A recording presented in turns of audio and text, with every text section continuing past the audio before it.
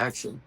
Hello, my name is Jaden, and today I am going to teach you about rock climbing. Today, lots of people don't really know about climbing, so today I am going to teach you about rock climbing. There is a short video. PBUS stands for pull, break, under, slide. When used correctly, this method allows you to pull slack out of the system while staying prepared to catch an unexpected fall. One hand should be on the climber side of the rope. This is called the guide hand, and your dominant hand should be on the brake side. This is called the brake hand. The most important thing to remember is always keep your brake hand on the rope. No matter what, your brake hand should never leave the rope. Seriously, never. Okay, as your partner climbs and creates slack in the rope, pull the slack down with your guide hand and through the belay device with your brake hand. Then bring the rope in your brake hand straight down into the brake position. Use your guide hand to grip the rope under your brake hand, then slide your brake hand back up the rope. Keep your hand at least 6 inches away from the belay device so that if the climber falls, your hand doesn't get sucked into the device and make you drop the rope. Then return your guide hand to the climber's side. Repeat as necessary. Pull, break, under, slide. Pull, break, under, slide. To keep your motion small and the climber tight on the rope, it's best to pull in less slack more often. It's absolutely essential to pay close attention to the climber. If they think they're about to lose it, they'll call falling. Then you need to pull the brake strand down and let your body absorb the weight of the fall. If they shout, Attention, Alex. pull all the slack through the device, bring your brake hand into position. So, we're going to talk about first the equipment list, second the steps, then third the tips. Well, first we're going to talk about the climbing shoes. Climbing shoes are important because when you wear like some Crocs or something that is not very good for climbing, you're going to slip or you'll get injured. And you might fall very quickly and you'll be injured. Very hurt. Chalk and chalk bag. Chalk is like a mineral. Chalk, you could use chalk to get not that slippery. You could get them for rock climbing. And chalk bag is good because when you use chalk bag, you could just get it from your patch. But think about this: when you have lots of chalk, are you going to just take it in your hand and go up? It is going to be very hard or hard. So that's why we have a chalk.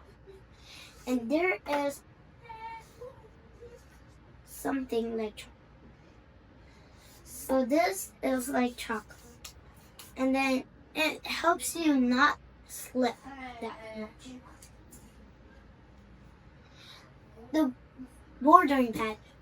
You could think this buoy is the bouldering pad. Wrong!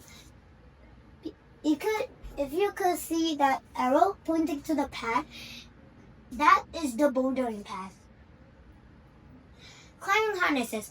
Climbing harnesses is more important than anything when you do climbing, because when you wear climbing harnesses, it helps you use the carabiners to attach the rope to your wrist and make you slow down when you're coming down. So think about this: when you go right on up to this building and there is a mattress on the ground, will you survive? Actually, of course no. So that's why we wear climbing harnesses. Carabiners. Carabiners is also kind of important because when you use carabiners, it is to attach something or get the rope into position so that you could be ready to fall, or the partner could know when you're falling. Carabiners is something like this. This one is for climbing. These ones are for work. Which one do you think is the belay device? Belay device? Maybe the middle? Wrong. This one is the carabiners. This is the belay device. This one is something that is for something else in climbing. And that is for attracting. You can use that rope to control the climbing people.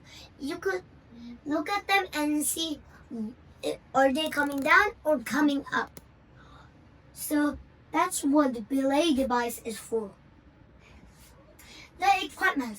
First, wear a safety gear like climbing harnesses, climbing shoes, and carabiners.